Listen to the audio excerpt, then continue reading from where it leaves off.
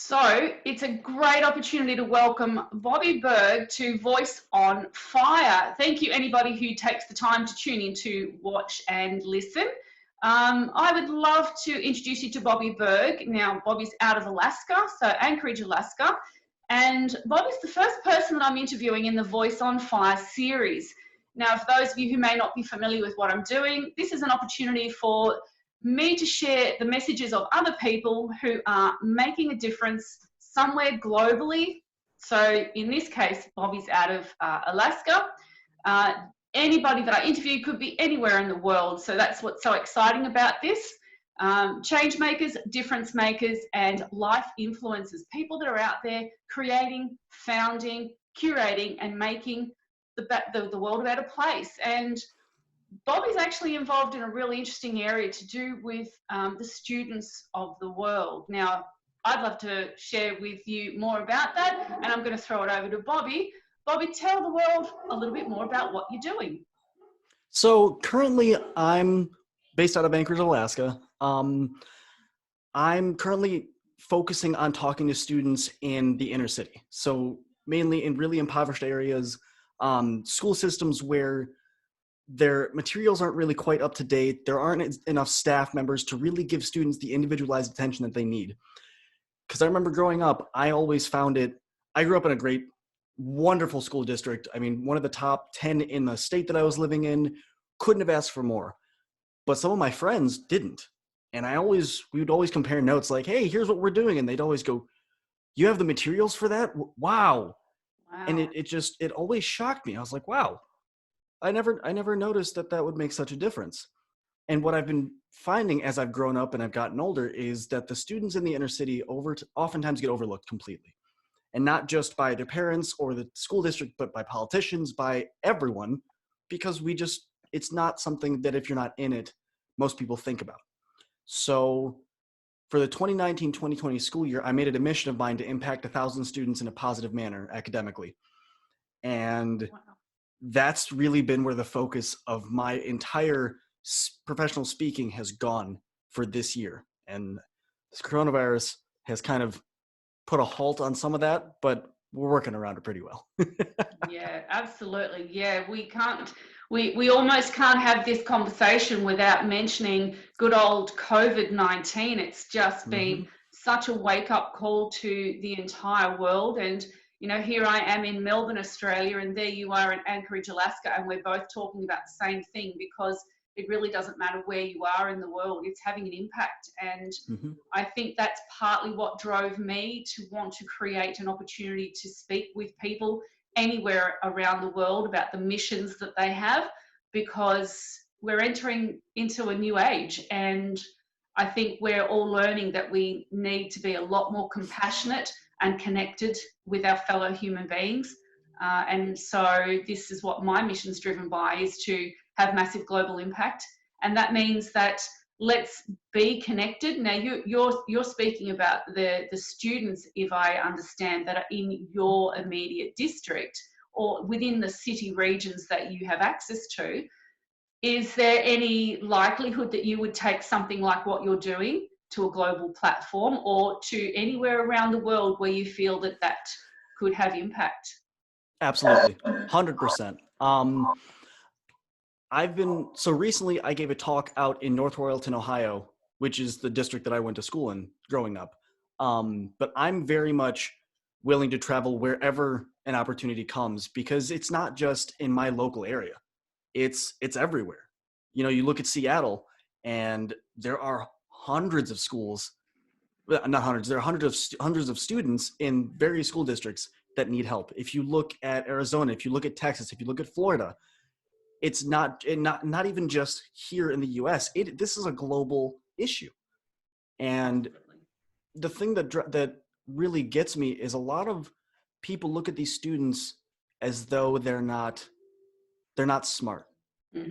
That they're in the situation they're in because their parents put them there or because of some outside factor, which could be true. But these students are oftentimes wildly intelligent. I mean, I'm a firm believer that there's no one in the world that's not intelligent in some way, shape, or form. It just might not be in the traditional sense. And so to really help hit that global aspect, I run a podcast called the Student Fyre podcast, and that's Fire with a Y because my buddies and I just thought about it and we're like, this would be really cool. But I have listeners from all around the world. There are listeners in Australia, there are listeners from Russia, there are listeners from Germany. Wow. And I never in my wildest dreams would have thought that this would happen. My buddy Mike Gingras and Aisha Thomas and Sean Brassfield just got together and they're like, hey, we should do this. And instead of having just one podcast with 4 people, they said, wait a second, why don't we all brand ourselves as this thing called Speak Fire, where we're going to speak fire into these people. And based off of that brand, we're all going to have our individual podcasts hitting different markets or different areas. So I talk to students. My buddy Sean talks to young men. My buddy Aisha talks to predominantly women about dealing with internal issues. And my buddy Mike talks to business leadership. So whenever someone comes over to a website, they can go, oh, wow, I can get all of this value out of just these free podcasts. This is crazy. And they're short, they're digestible. I think my episodes are generally 5 to 20 minutes because long podcasts are great, but I often find that I can't listen to an entire podcast for an hour. It's just, it's too much time. So the idea was to shorten these down and make them easily digestible for people so you can listen to it on the go. That is amazing. And I really love the collective input where the 4 of you are working together. And obviously with my brand associated with fire, which is such a powerful image, I love the alignment that we had there. And for me, Voice on Fire in the same sort of sense is about allowing people to show the passion that drives them and the passion and the fire in the belly, because it's all about one person can make a difference. And I find that we're so lucky that we are in the current world that we're in, meaning the technology is available for us to have global impact. And now more than ever, given that the coronavirus has caused for a lot of us to be quite restricted within our home environments, we're so dependent upon the technology to help us have that impact. What I'm really fascinated by with what you're mentioning is that regards to, obviously, as you say, intelligence comes in all forms, and it's not always the traditional, school education form of intelligence. And we do know that there's many different types of intelligence, emotional intelligence, and that sort of thing. What I'm fascinated to learn from you is what's the impact you are seeing on those students that you have spoken to when they've not had access to the resources? What are you seeing? What's the emotional or the social impact? Is there kind of like a before and an after, or a way that you can describe what you see as a consequence of them not having access to resources? So something I did, there was a school in Georgia that I got asked to come speak at. It was supposed to be a PTA meeting, which wound up becoming one classroom, which after I offered, I said, listen, this is a very small school district of no more than 1,000 people district-wide. I said, listen, it's a free event. I am more than willing to talk to as many people as you'd like. Why don't you invite the whole school district and see what happens? And it was on a Friday night, which wasn't ideal, but I was shocked that over 400 people showed up. Wow. They don't have speakers come out to this district ever. I was the first speaker that generation of kids had ever seen. And from what the school district had said is they're like, well, last speaker we had came in, I think 4 years ago, and they charged, I think it was around $6,000 for a half-hour presentation, which sure, if they bring that amount of value, cool. That's their fee, go for it. But I guess, not to speak ill of any other speaker, but the event did not go well for them. So the district kind of said, we're not bringing this in. So I offered, let's do this.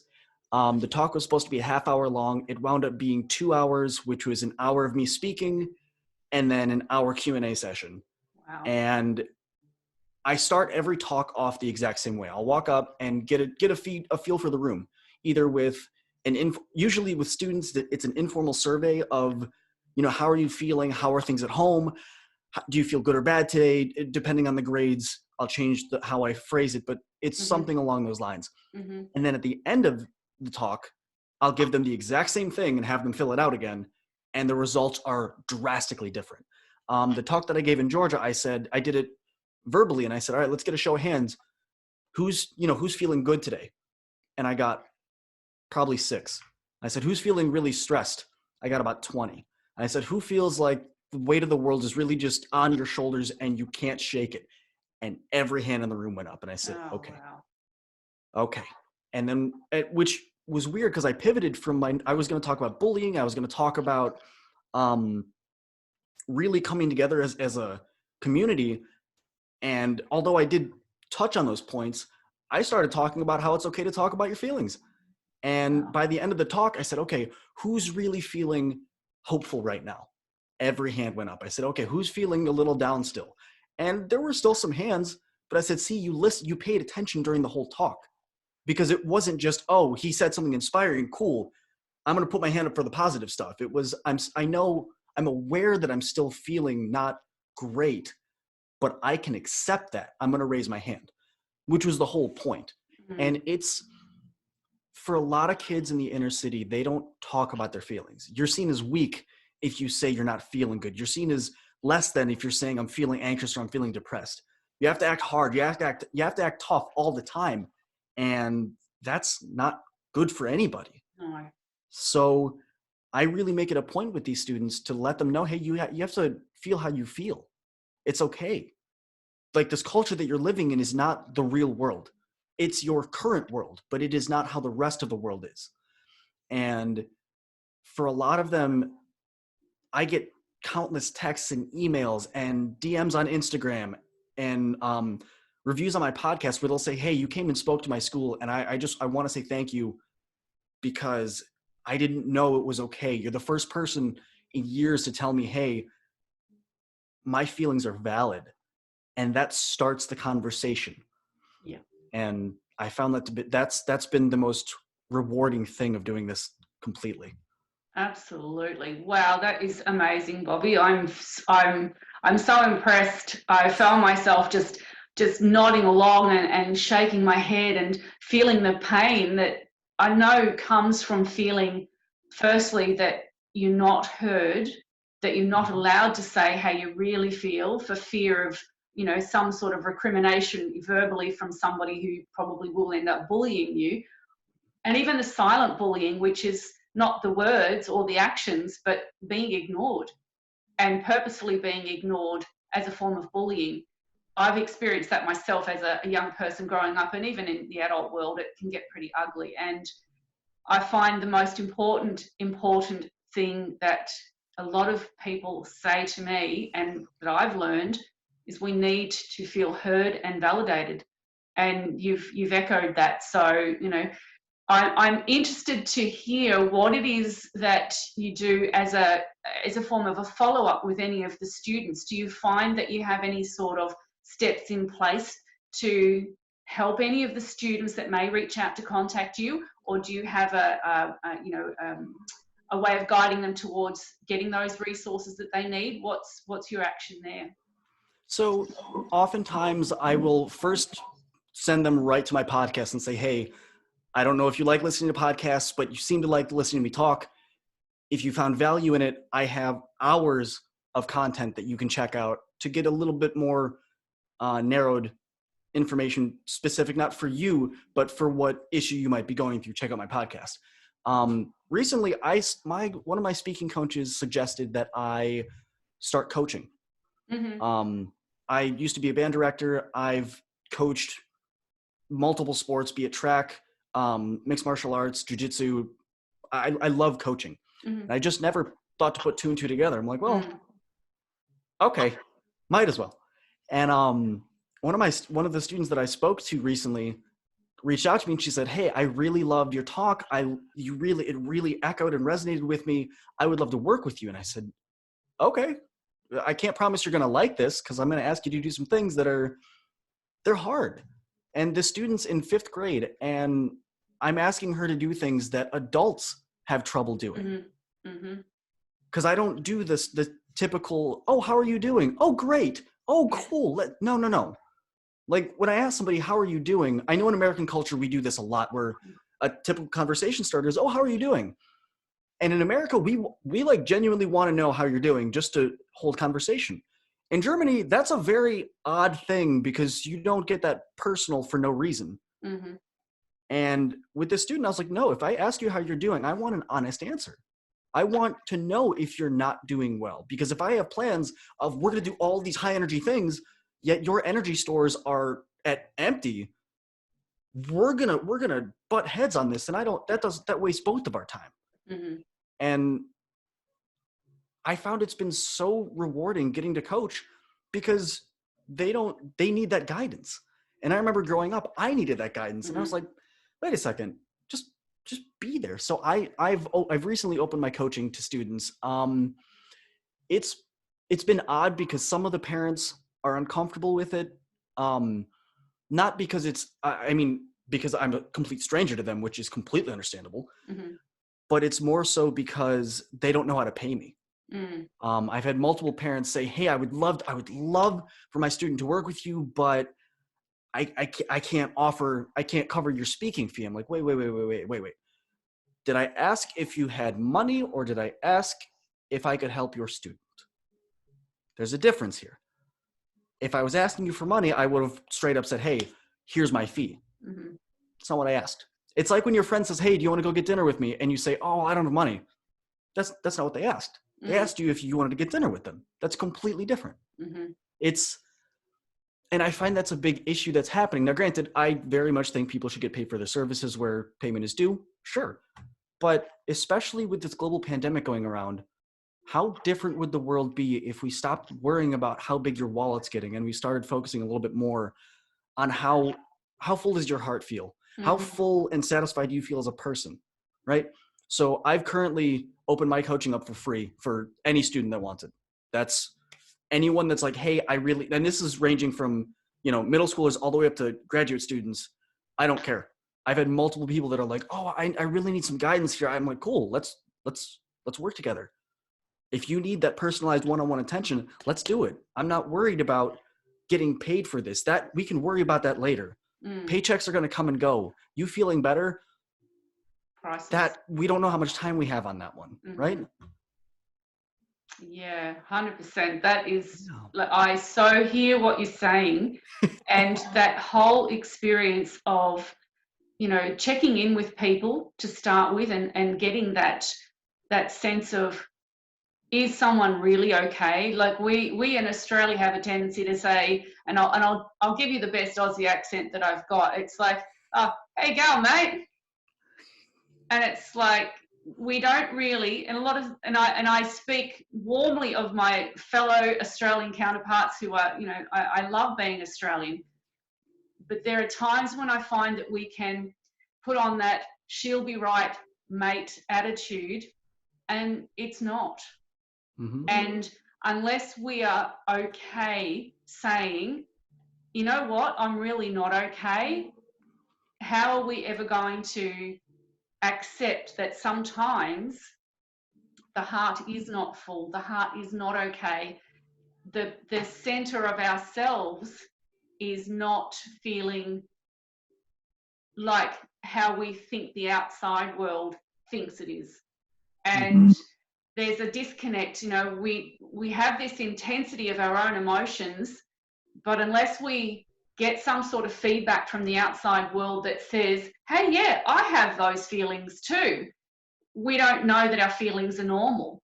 Unless we get some sort of validation from the external source, the demons that run around inside of our heads will convince us of all sorts of things about our self-worth and our worthiness to even have those feelings.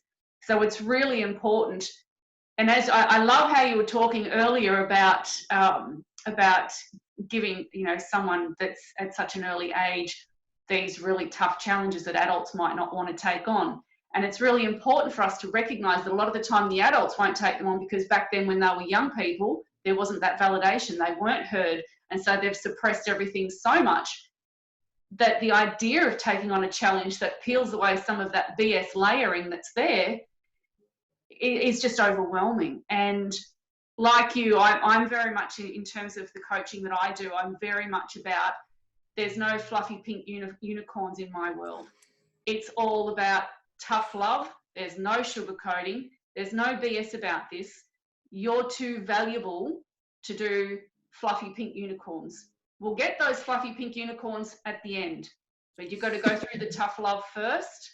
And it's all about making someone realize that if I value you that much as the person who wants to guide you, then isn't it fair that you should value yourself that much as well?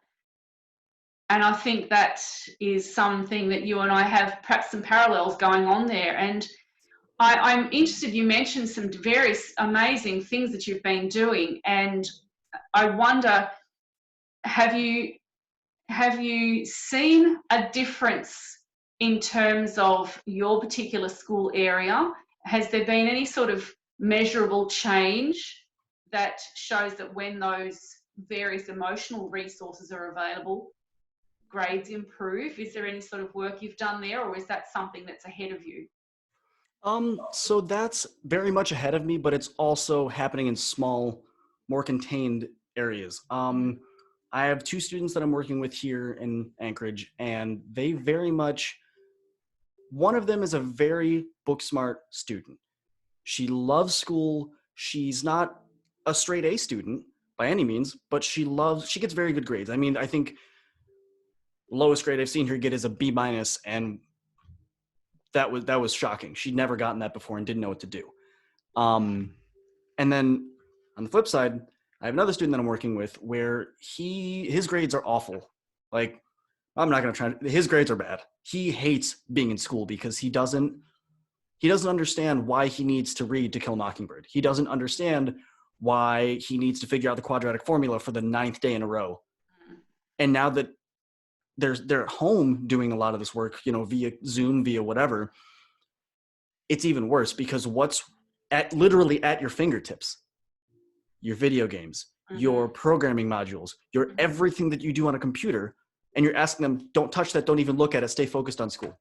And for him, that's like, that is torture. And I get it.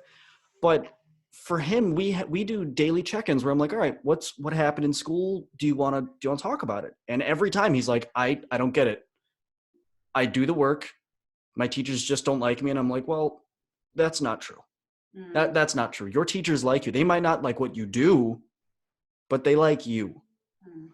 And we've been working really diligently on his attitude towards school. Because I said, listen, you claim that you hate learning.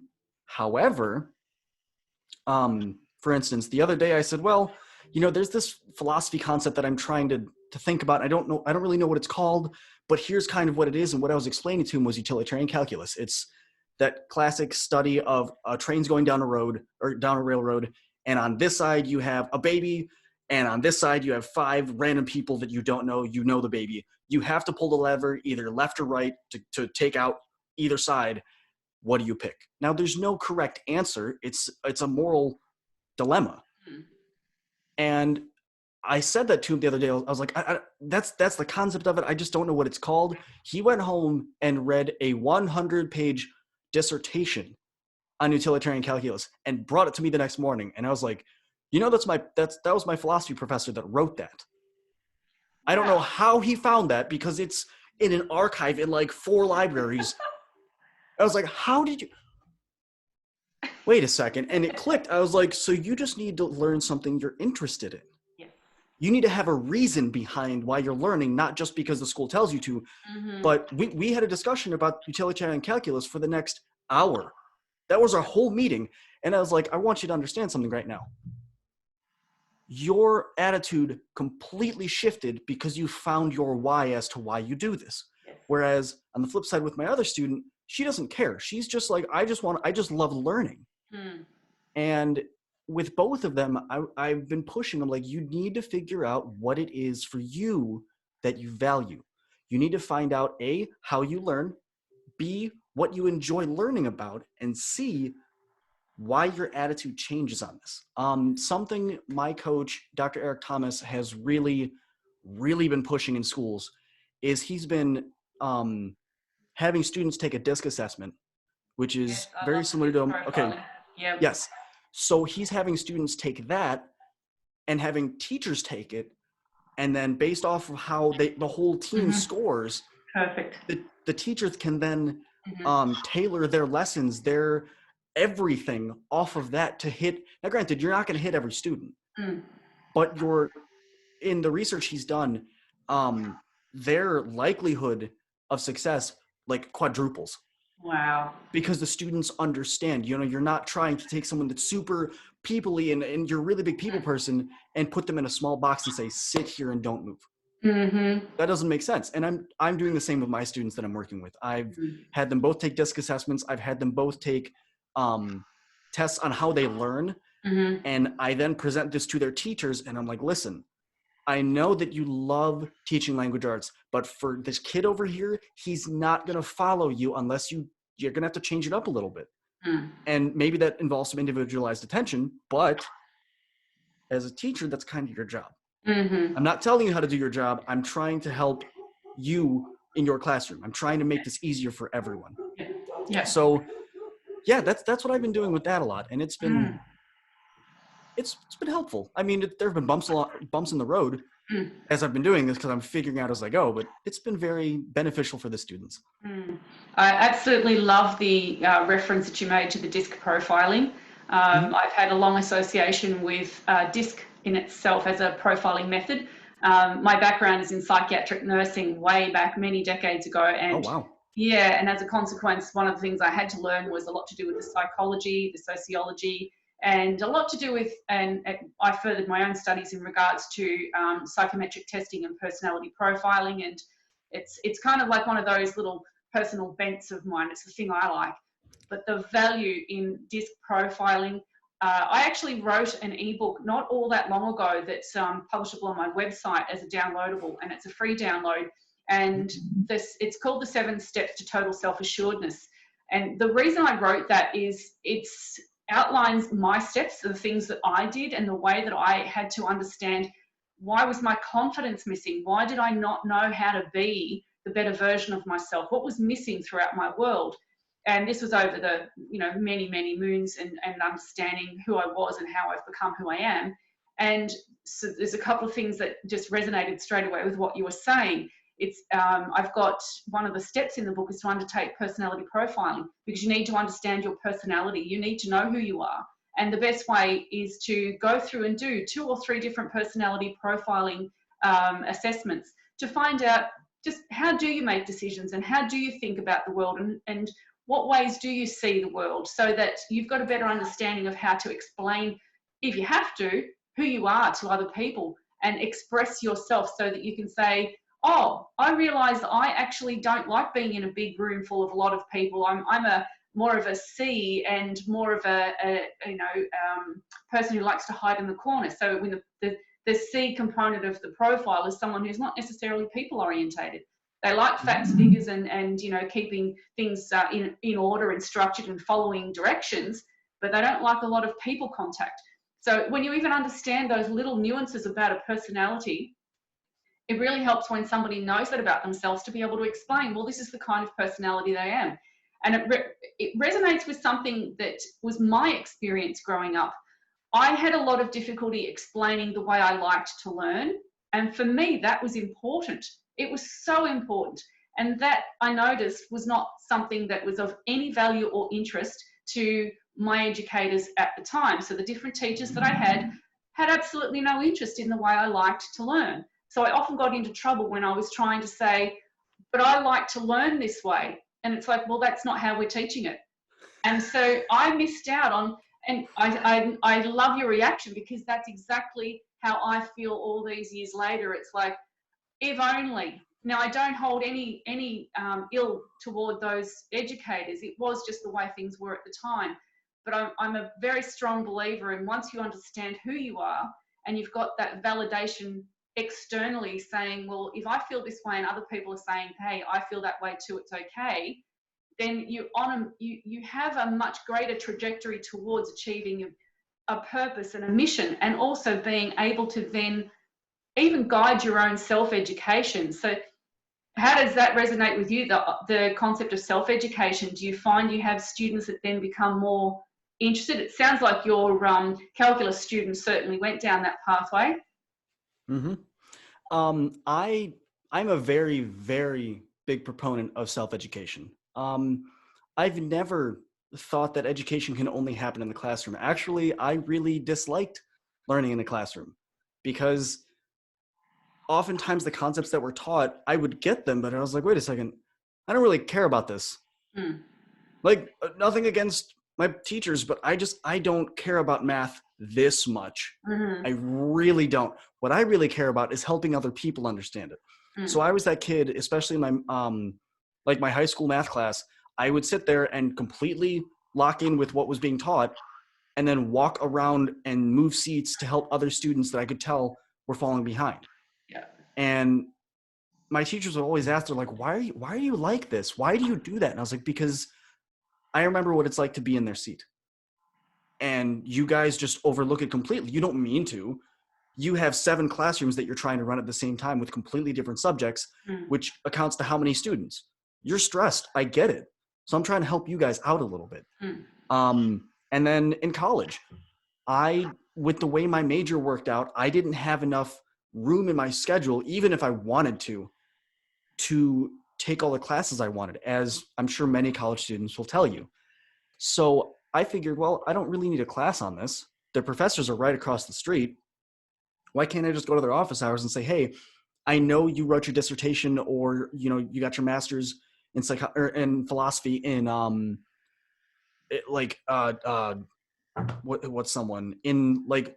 in studying Socrates. I would really like to get started on just doing some own reading. I can't take your course, unfortunately. I don't have it in my schedule, but could I get the textbook, or could I get some required reading or something that you might recommend? And I had, every single time I did that, they said, oh, of course, here's a list of like 10 books or 10 readings or 10 articles or whatever. And oh, this dissertation would be cool. I'm a very big proponent of self-education. You have to find what you love learning. And something people need to understand is no one can make you want what you don't want. It's not going to happen. I don't care to sit down and read really dry math textbooks. I don't care. I don't. I couldn't care less. I really couldn't. It could be the most fascinating thing in the world and be like, great, I don't care that we solved this problem. However, you give me a philosophy textbook or a psychology textbook, done. I'll just sit there and read that thing just because I'm bored. I wish I could pull the camera over. I have a bookshelf that's just full of random books that you look at it and you're like, why are you, what? At what point? Huh? But it's because I found what I love. Yes.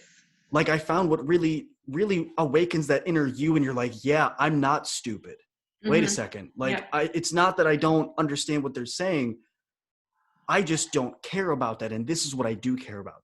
So with the students that I'm working with, I very much push them regularly to, hey, if there's a subject you don't know anything about or you're kind of interested in, go figure it out. Like, we get college students, well, I get college students all the time that are like, Bobby, I don't know what to do with my life. I don't know what to do with my major. I don't know what I want to do. And I'm like, you know why? Because you haven't experienced enough of life.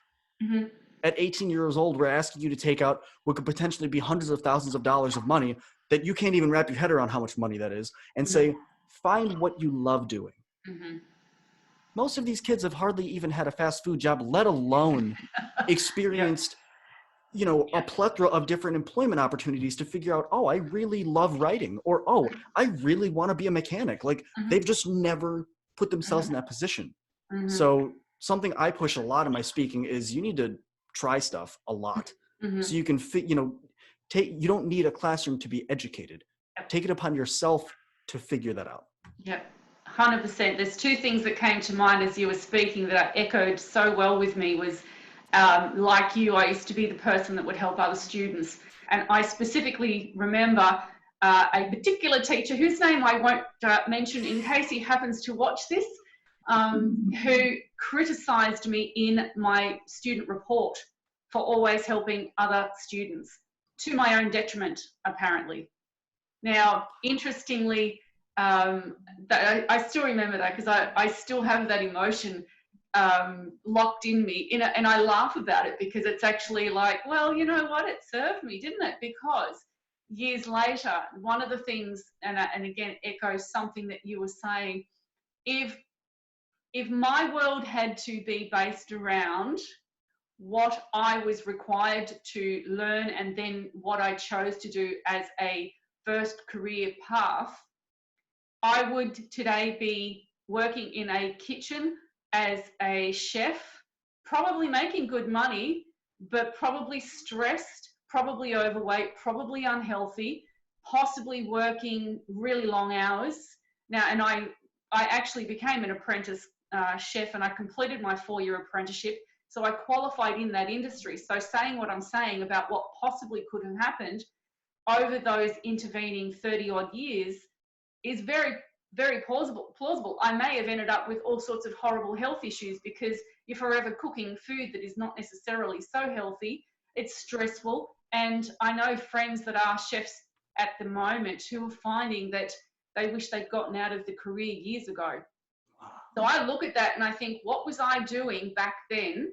Had that been the decision and I stuck with it and pursued it because it was what I was expected to do, rather than being a passion, I would not have then gone on to become a psychiatric nurse. I would never have worked in call centers. I would never have worked as a manager. I wouldn't have done the different things. I have never had a set career because I've never found any employer that valued my contribution to the point where it was validated, where I felt heard. So often I'd speak out and say, why don't we try this? And I'd get called into the office by the manager and reprimanded for, challenging. And it was like, oh, please, really? So, I have a record of actually resigning from jobs over the intervening 20 odd years. I've probably resigned from 3 or 4 jobs because management had no desire to actually hear someone show initiative or demonstrate a real passion to want to change something positively within that workplace. Because who was I? I was just an employee.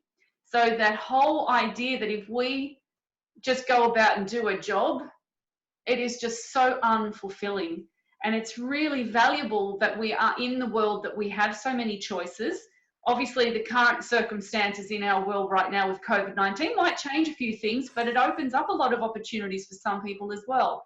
So there's this real need for us to recognize that for some, yes, because of the personality style, the decision-making style that they have, one job, one career will probably be exactly what they'll do forever. And that's fantastic. I envy people that feel that way. But at the same time, I also recognize there are some of us walking the planet that will never have a set job because we've got to explore our passions. And I wished I'd known that way back in my late teens and early 20s, and I wouldn't have gone through an enormous amount of distress about not feeling good enough, not following the line, not doing the things I was expected to do. The pressure that is there in society, sometimes we don't know it's there. It's an unspoken pressure. So obviously we've got a lot of students, as you're mentioning, the students, the idea that they feel that they don't know what they want to do in their life. A lot of that does come down to, in the current day and age, we have so many choices and we see so many people that are successful and, have a YouTube channel for X amount or an Instagram channel and suddenly become a lifetime influencer and you become really rich. It doesn't happen that way. But of course not. Does. Yeah. But our younger people are so vulnerable to be influenced by that. And we need to really ground them in not that they can't have it, but where are they at? And are they in a position to be that person? And who can they become the future you? As in, is that who you're supposed to be? And there's a lot of dynamics about that. So, it's fascinating what you're saying. I'm hearing a lot of that and totally relating to what you're saying. There's so much to know, and students have a lot of learning that doesn't come from school. Excellent. So is there anything you'd love to share with the listening audience, Bobby, about where you're at, what you're doing, and in a nutshell, let's just cover that off. What do you do? Who do you do it for? And why do you do it? So I am a motivational speaker for at-risk youth, basing my talks mainly around middle school, high school, and early collegiate students. I'm up here in Anchorage, Alaska. I travel all around the U.S. or at least willing to travel worldwide if an opportunity were to show up. And I do it because there's so many people that are so wildly intelligent and so phenomenal in their own right that just don't know it. Mm-hmm. And I want to show them that's a possibility. I want them to know that it's not just, there's nothing wrong with them. There's nothing wrong with you. You just don't necessarily fit in the box that society's put you in, and that's okay. Mm-hmm. No one's upset with that. I want people to realize that those dreams that they have, that when they're, sitting around a campfire late at night, where they see their life going, it can happen. And that's not just like everyone's typical idea of a motivational speaker, of me saying, oh, you can do it. No. I'm not saying it's going to be easy. I'm telling you, you have the potential to do it if you put the work in, if you're willing to make the sacrifices for it. And I want more people to understand that, because I never thought I would be here. I used to despise speaking. I used to despise being in front of groups. But now every email that I get that's like, oh, hey, we saw your podcast, we would love to hear you come speak at our school, I pretty much jump out of my chair and throw it across the room because I'm so excited every single time.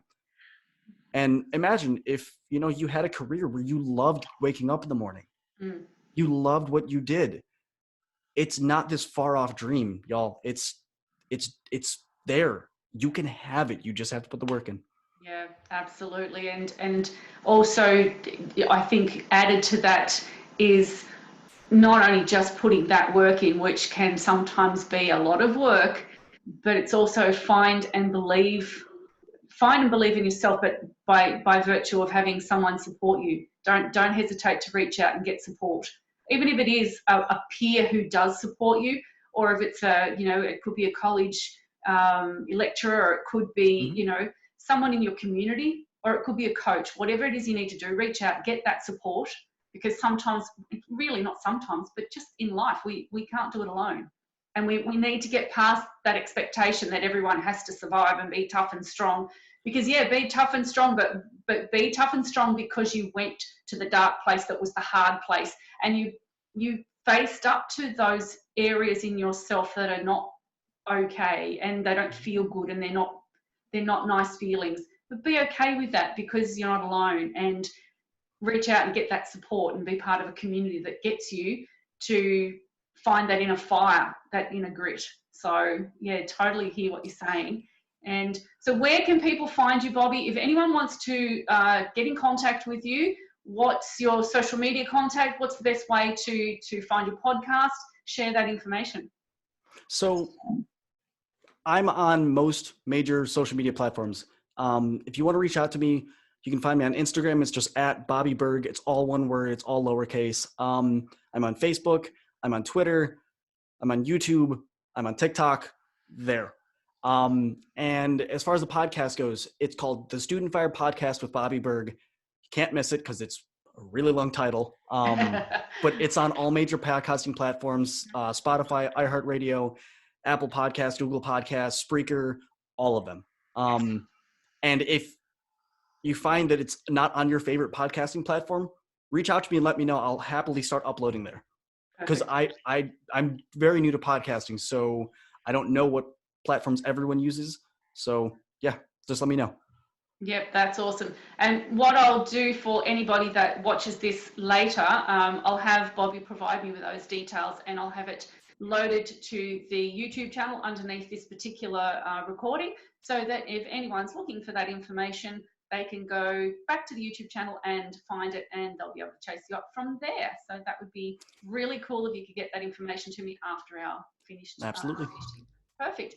Well, I would love to say thank you so much, Bobby. It has been an absolute pleasure talking with you. And I think there's going to be a lot of people that will be able to really resonate with a lot of the things that you were talking about. And it doesn't really matter whether you're in, some area in America or whether you're across the world globally. Education is something that really it's open to maybe a bit of a change. Maybe it's time we start looking at how can we make learning much more experiential, but also something that students are driven to want to do, so that there's a way that they can contribute in the world later, once that education formally is behind them. So yeah, education anywhere around the world. You know, I think Bobby's going to be an awesome, you know, contributor to helping people, particularly younger students, find their purpose, find their mission, and find that fire in the belly. Excellent. Excellent. All right. Thank you so much, Bobby. And I will upload this video later today. Wonderful. Thank you for having me. Thank you so much. Take care. Bye-bye.